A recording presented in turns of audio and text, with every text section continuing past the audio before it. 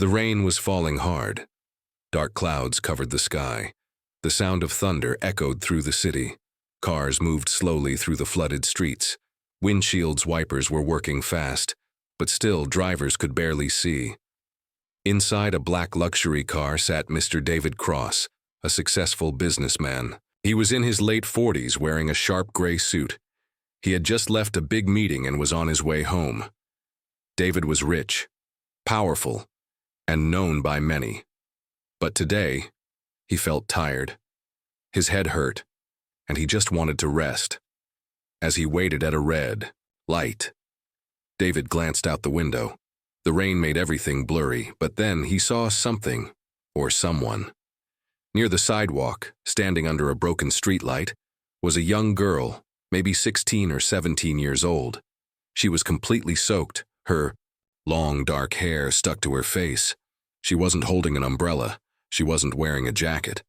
In her arms, she held a small baby, wrapped in a thin, wet blanket. David stared. He blinked. Was he seeing this right? Other people passed by her without a care. Some looked at her, laughed, and kept walking. No one stopped. No one helped. The girl didn't move. She just stood there, hugging the baby tightly against her chest. Her eyes were red. She looked scared, alone, and lost. David's driver noticed him staring. "Sir, something wrong?" he asked. David didn't answer right away. He felt something in his chest, a strange feeling he hadn't felt in years. He kept staring at the girl. Something about her, her eyes, her face, felt familiar. "Pull over," David said suddenly. The driver was surprised. "Here, sir, in the rain?" "Yes, now." The car pulled to the side of the road. David took a deep breath and opened the door. Rain hit him at once, cold and sharp like needles. But he didn't care. He stepped out, walking toward the girl slowly. She didn't notice him at first. She was staring at the ground, rocking the baby gently in her arms. When David got closer, she finally looked up. Their eyes met, and David froze. Her face, her eyes, her expression. It was like looking into the past. She looked just like someone he once knew. She looked like Emma, his younger sister, a sister he hadn't seen in over 20 years. David's heart beat faster. His lips moved, but no words came out. The girl flinched, afraid. She held the baby, tighter, like she was ready to run. David raised his hand slowly. "It's okay," he said gently. "I'm not going to hurt you." The girl looked at him with wide eyes. She was shivering. Her lips were blue from the cold. I'm just waiting," she whispered. "In the rain?" David asked. She looked down. "I don't have anywhere else to go." David's eyes went to the baby. The child wasn't crying, but looked weak, barely moving under the soaked blanket. "Is the baby okay?" David asked. The girl nodded slowly, but her hands were shaking. David could see she was trying to be strong, but she was just a child herself. "Why are you out here?" he asked softly. I didn't know what else to do," she said, her voice breaking. Then, without warning, she dropped to her knees on the wet pavement. The baby stayed in her arms, but her shoulders shook. Tears mixed with the rain on her face. David stepped closer, pulling off his coat and placing it over her shoulders. She didn't stop him. For a moment there was silence, just the sound of rain and faraway horns. Then the girl looked up at him again. Her eyes were full of pain, fear, and something else. Hope. She opened her mouth. "Sir, please don't leave." "Me?" she said, her voice shaking, full of desperation. David stood still. His heart ached. Something inside him shifted. He knew, at that moment, his life was about to change. David stood still in the cold rain. The girl's words repeated in his head. "Sir, please don't leave me." He looked at her again, wet, cold, and holding a baby with weak arms. She looked like she had been crying for hours. David reached into his coat and gently wrapped it tighter around her shoulders. His expensive suit was now soaking wet, but he didn't care. "Come," he said softly, kneeling beside her. You can't stay here. The girl looked up at him, scared. But where will I go? My car's right over there, he said. It's warm, safe. You don't have to be afraid. She hesitated, holding the baby tighter. Then slowly, she nodded. David helped her stand. She was weak, trembling from head to toe. He carefully guided her to the car and opened the back door. She slid in gently, keeping the baby close. His driver looked shocked. Sir, drive, David said firmly, and turn up the heat. The car pulled away from the curb. Inside, silence filled the space. The girl stared at the baby, whispering softly. David watched her through the mirror. After a few minutes, he spoke. What's your name? She looked up slowly. Nina. And the baby? Liam. He's 3 months old. David nodded. You're very young, Nina. She looked away. I know. Where's your family? There was a long pause. Her eyes watered again. I don't have one. David's heart sank. No parents? She shook her head. My mom died when I was 12. My dad, he left long before that. What about friends? No one. Not anymore. David leaned back, trying to understand. She looked so fragile, so lost. How long have you been out in the rain? Since morning, she whispered. He looked at the baby, who was barely moving. Has the baby eaten? She looked down. Little. I had some milk left, but it's gone now. David pressed a button on the console. Call Dr. Lee, he told the driver. Within moments, a voice answered on speaker. Yes, Mr. Cross? I need you to come to my house immediately. Bring everything you need for a newborn. Understood, sir, the driver nodded. 10 minutes, sir, David turned to Nina. You'll be okay now, both of you. She didn't answer, but her eyes softened. She looked out the window, then back at him. Why are you helping me? She asked quietly. David paused. That was a good question. He thought back to his past, to his sister Emma, who ran away from home when she was 17 and was never seen again. He had been too busy chasing money, too focused on his work. He ignored the signs, and then she was gone. Now, here was Nina. Same age, same scared eyes. Because I should have helped someone a long time ago, he said, almost whispering. Nina blinked. She didn't understand, but she felt his words. Soon the car reached David's mansion. Tall gates opened slowly, revealing a large estate with lights shining through the rain. The house was beautiful but empty. The driver parked under the covered entrance. David got out first, then helped Nina carefully out of the car. One of the housekeepers ran to the door. Sir, do you need? Prepare a warm room and call the kitchen. We need food, something soft for a young mother. The woman nodded and rushed inside. David led Nina into the house. The warmth hit her immediately. She looked around, shocked by the size and beauty of the home. Sit here, David said, pointing to a soft couch near the fireplace.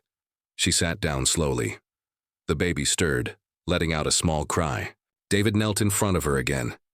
Help is coming, he said. Nina nodded. Then, after a pause, she looked at him with new eyes. Are you really rich? She asked. David smiled for the first time that day. I guess you could say that. Then, why do you care about me? His smile faded. He didn't know how to answer that simply, because no one cared about someone I once loved. And I live with that every day. Nina looked at him carefully. For the first time since he met her, she didn't look afraid. She looked like she was trying to trust him. And then softly, she whispered, Thank you. David nodded. But deep inside, he knew this wasn't the end of the story. It was only the beginning. The fire crackled softly as Nina sat quietly, holding baby Liam close to her chest. She was finally warm and dry, but her heart still raced. David stood by the window, looking out into the dark rain. He had given Nina fresh clothes from the guest room and wrapped the baby in a soft towel. Still, he had so many questions. But he didn't want to push too hard. Not yet. Just then, the front door opened. Dr. Lee stepped inside carrying a large black bag. He was in his early 60s, calm and experienced. David walked over quickly. "Thank you for coming." Dr. Lee nodded. "Where's the child?" David pointed to the couch. Nina sat up straighter as the doctor approached. "This is Dr. Lee," David said gently. "He's here to check on the baby. Is that okay?" Nina hesitated, then slowly nodded. Dr. Lee gave a kind smile. "Don't worry, young lady. I just want to make sure your little one is healthy."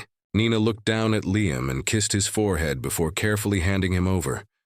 Dr. Lee examined the baby with care, checking his temperature, his heartbeat, and how he responded to touch.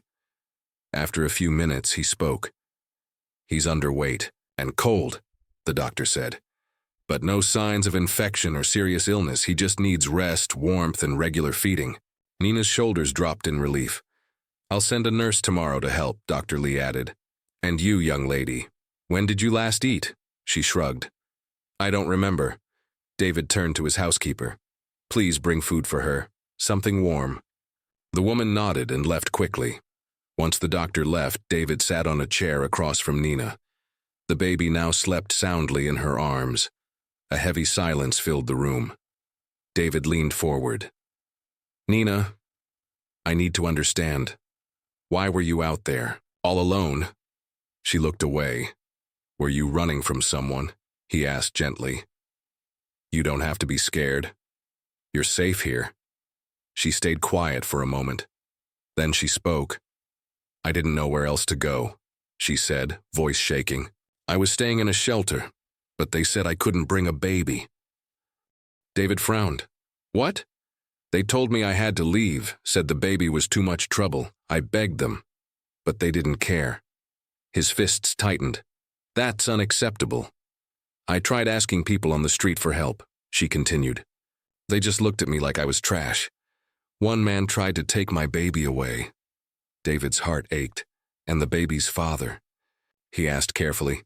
Nina's eyes darkened. "He left when he found out I was pregnant, said it wasn't his problem. Then he disappeared. I haven't seen him since." David exhaled sharply.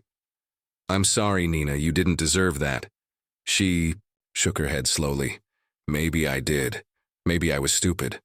"No," David said firmly. "You were just a girl who needed someone to care, and nobody did." The housekeeper returned with a tray of hot soup, bread, and tea. Nina thanked her shyly and began to eat, as though she hadn't had food in days. David watched her, a strange feeling growing in his chest.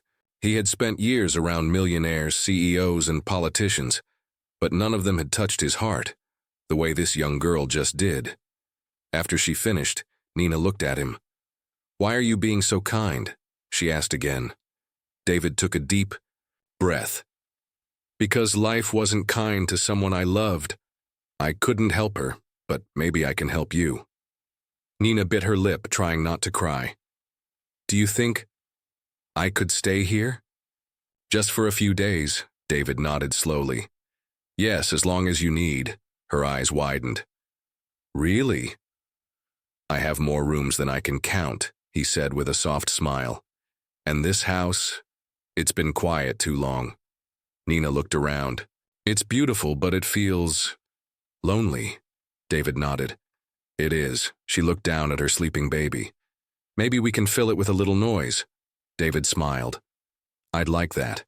But even as they shared this moment, David's mind was spinning. There was more to this story. Something Nina wasn't saying, and he was going to find out what it was. The next morning, sunlight poured through the long windows of David Cross's mansion. The storm had passed, but the air still felt heavy, as if it was waiting for something. Nina sat quietly at the kitchen table, feeding baby Liam a bottle. Her eyes were tired, but her hands were steady. There was peace in the way she held her baby, as if he was the only good thing left in her world. David watched from the hallway, sipping his coffee in silence. He had a strange feeling, like he knew Nina from somewhere, but couldn't figure out how. His phone buzzed in his pocket, a message from his assistant. "Did background check like you asked. No records for Nina Gray with a baby. Want me to keep digging?" David frowned. He didn't like spying, but something didn't add up. Nina said she came from a shelter, yet there was no record of her ever staying in one. And when he looked at her again, he noticed it, the way she flinched every time a car passed outside. The way she never took her eyes off the front door. She was scared, really scared. He walked into the kitchen with a warm smile. "Morning," he said gently. Nina looked up, surprised. "Good morning, sir. I mean, Mr. David." He chuckled.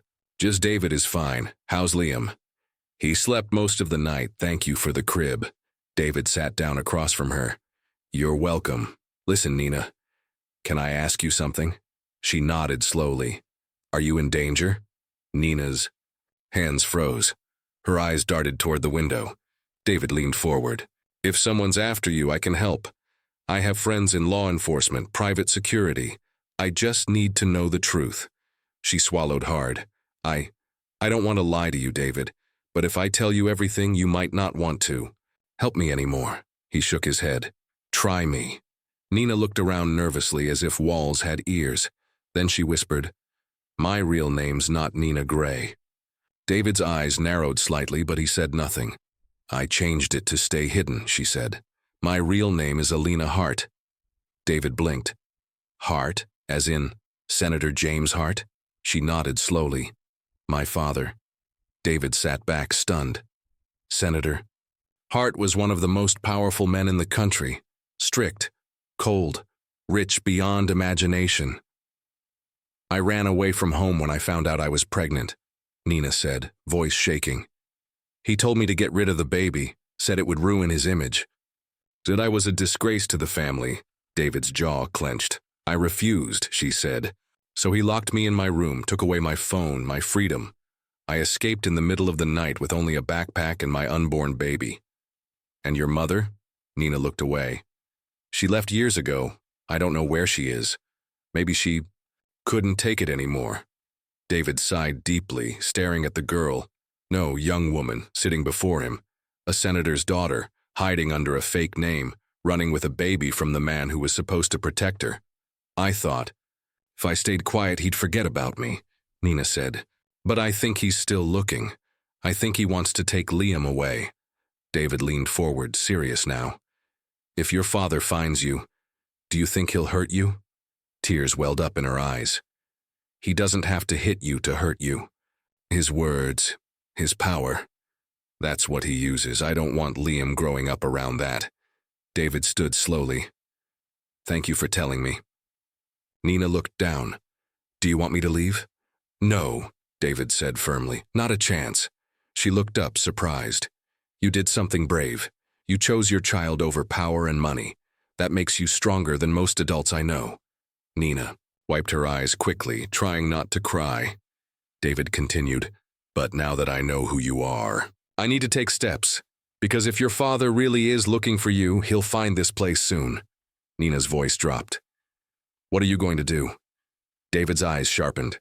"Protect you. And protect Liam. No matter what." Nina held her baby close, her heart pounding. But just outside the house, a black car sat parked across the street. A man inside held a phone to his ear. "I found her," the man whispered. The senator was right. "She's here." A black car sat quietly across the street, its engine off but its purpose burning like fire. Inside, a tall man in a black coat watched David cross his mansion through dark sunglasses. His phone was pressed to his ear. "She's here," he whispered. "The girl, the baby. I saw her through the window." The voice on the other end replied, coldly, "Don't engage. Wait for my signal and make sure Mr. Cross doesn't know who you are." The man nodded silently and ended the call. Inside the mansion, David walked briskly through the halls. He had already made 3 calls, one to his head of security, another to a trusted friend at the police station, and one more to a private lawyer. He had protected business empires before. Now he was going to protect a teenage girl and her child. And that felt more important than anything he had ever done. In the guest room, Nina rocked Liam slowly in her arms. Her heart still raced from what she had told David. No one had ever believed her. No one had stood up for her. Until now, she looked down at her baby and whispered, "Mommy's going to keep you safe. I promise." The door creaked open gently. David stepped in, holding a folder. "Nina, I had my lawyer prepare something for you. It's temporary guardianship paperwork. It'll protect you and Liam under my roof, until we figure out what to do next." Nina blinked. You do that for me?" David nodded. "You're not just some girl in the rain anymore. You're family now." Tears welled in her eyes again, but before she could speak, the front gate buzzer rang. David's eyes narrowed. "Stay here," he said, suddenly alert. He walked quickly to the security monitor in the hallway and tapped the screen.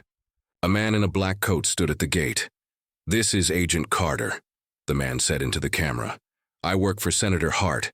I'm here on official business. Please let me in." David didn't respond. Instead, he grabbed his phone and called his lawyer. "Can a senator send someone to my home like this?" The lawyer's voice was calm but clear. "No. He can't force you to hand over a guest. And unless they have a warrant or custody papers, they can't touch that child." David nodded and ended the call. He tapped the intercom button. "This is private property. I don't allow strangers past this gate. You need to leave." "Agent." Carter's voice changed. It was colder now, more dangerous. "You're making a mistake, Mr. Cross. That girl is underage. She kidnapped a baby. She's mentally unstable." David's blood boiled. "That baby is hers, and she's more stable than the man who sent you." Then he cut the feed. David walked back upstairs and locked the front doors himself. Then he activated the full security system, motion sensors, cameras, and a silent alarm connected straight to the local police. Meanwhile, in the guest room, Nina held Liam close. She had heard the buzzer. She had seen the fear return in David's. She whispered, "He found me." Just then, David returned. "Don't panic," he said calmly. "You're safe, but we need to act fast." He handed her a small black bag. Inside was a phone, an emergency credit card, and a location written on a piece of paper. "If anything happens, you run. Go to this address. It's a private safe house. My friend will take care of you." Nina shook her head. "I'm not leaving." David smiled faintly. "I don't plan to lose, but we always need a backup." Suddenly, crash, a loud noise from outside. Security cameras picked up 2 more men jumping over the side wall. David grabbed a hidden drawer under the bookshelf. Inside was a small handgun. He loaded it and turned to Nina. "Stay in this room, lock the door, don't open it for anyone but me." Nina clutched Liam tightly, fear all over her face. "David, please don't get hurt." He looked at her, heart heavy. "I won't, I promise." Then he turned and walked out, into the hallway where danger waited. Outside, the black-coated agents moved quietly across the lawn. But what they didn't know was that David Cross wasn't just a millionaire. He was once a soldier, a trained man, a fighter, and no one, not even a senator, would hurt that girl under his roof. As the lights flickered and alarms began to ring, David whispered, "You picked the wrong house." To be continued. The storm had returned. Thunder cracked across the sky as the men in black moved silently through the garden of David Cross's mansion. They thought it would be easy. 1 scared girl, 1 baby, 1 old man. They had no idea who they were dealing with. Inside, David Cross stood in the hallway, lights dimmed, doors locked, heart steady. He hadn't held a gun in years. But tonight, everything had changed. He wasn't protecting money or power anymore. He was protecting a young mother who had been hunted like an animal. He was protecting a child who had done nothing wrong. He was protecting the truth. And for that, he was ready to fight. In the guest room upstairs, Nina sat on the floor with Liam in her arms. The baby had started crying, sensing the tension. Nina rocked him gently, whispering soft lullabies. Her whole body shook, but her spirit didn't break. "They're not taking you. I don't care who they send," she whispered. Suddenly, bang! A loud thump downstairs, then another. Nina covered Liam's ears. Her breath came fast now, but then she remembered David's words. "Your family now." Downstairs, one of the agents kicked in a window and slipped inside the kitchen. He pulled out a stun gun and walked through the shadows. What he didn't see was the red laser dot on his chest. David stood in the next room, steady hands raised, aiming through the door crack. "I said leave my house," David growled. The man turned. Too late. Crack. One clean shot into the wall behind him. A warning. The agent froze. David walked out slowly, gun still raised. "That's the only shot." "You'll get. The next one won't miss." The man looked nervous now. He backed away. But just then, another agent tackled David from the side. The gun slid across the floor. They fought hand to hand. Fists flew. Furniture crashed. David took a hard punch to the jaw but didn't fall. He fought back like a soldier. Because tonight he wasn't just a businessman, he was a protector. Upstairs, Nina heard the noise. She stood up, heart racing. She wanted to help. She wanted to run. But she had a baby in her arms. Then, her phone buzzed. A message from David's lawyer. "Help is coming. Police are 2 minutes away. Stay hidden." Nina locked the door and stood in front of Liam, ready to defend him with her life. Downstairs, David finally knocked the man out with a heavy vase. He grabbed the gun again, but he was bleeding from the shoulder. He limped to the front door just as red and blue lights flashed outside. Police sirens. "Back up." Finally. The agents outside tried to run, but they were tackled by officers in body armor. The one still inside was dragged out in handcuffs. "Who sent you?" a cop shouted. One of them growled, "We work for Senator Hart. You'll regret this." But David just smiled. "No, he will." 10 minutes later, the house was calm again. David sat on the couch, his arm bandaged. Officers walked through the halls, gathering statements. Upstairs, Nina finally opened the door. She ran down with Liam in her arms. When she saw David alive, she burst into tears. "You stayed, you protected us," David smiled weakly. "I told you, family doesn't run." The next day, the news broke. Billionaire David Cross stops illegal abduction at his mansion. Senator under investigation. The world watched in shock as the story spread. David's face was on every news channel. Nina's story, finally told. The truth had come out. 1 week later, Nina stood beside David outside a courthouse. A judge had just signed the final papers. Full custody granted. Nina is the legal mother of Liam. No further interference allowed. Nina cried into David's chest. He hugged her tightly. The cameras rolled, but for them, it wasn't about fame. It was about freedom. It was about love. It was about starting again. Epilogue. Months later, Nina started college with David's help. She studied law. She wanted to fight for girls like her, for justice, for protection, for truth. Liam grew up strong, healthy, and happy. His first word? David.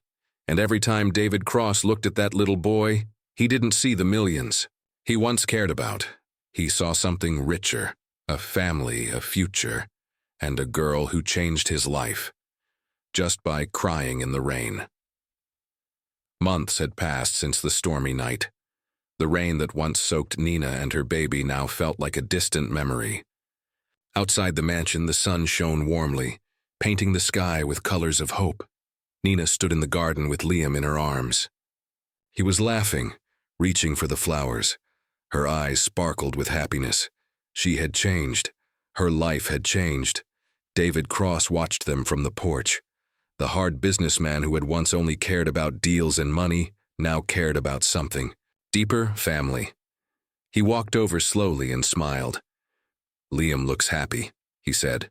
Nina nodded. "He is. And so am I. I never thought life could be this good." David looked at her carefully. "You're stronger than you know. You saved him. You saved yourself." Nina looked away, feeling shy. "I couldn't have done it without you." David shook his head. "No. You did it all by yourself. I just helped a little."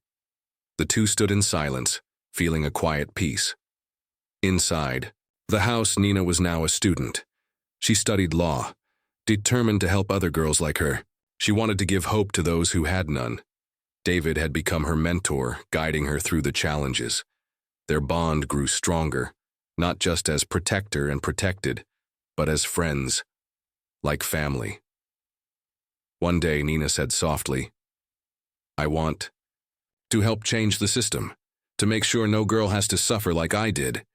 David smiled with pride. "You will. I believe in you." Outside the mansion, Liam took his first steps. His small feet stumbled but never gave up. David cheered, clapping his hands. Nina laughed, tears of joy rolling down her cheeks. That little baby who once cried in the rain had found a safe place to grow, a place full of love. The story of Nina and David spread quietly through the city, a story of courage, of kindness, of second chances. People began to see that even in the darkest storms, light can shine through. As the sun set behind the hills, David and Nina sat on the porch. Liam rested peacefully in Nina's lap. David looked up at the stars and whispered, "Thank you for trusting me." Nina smiled. "Thank you for saving us." The future was no longer uncertain. It was bright. Together, they had made a new beginning,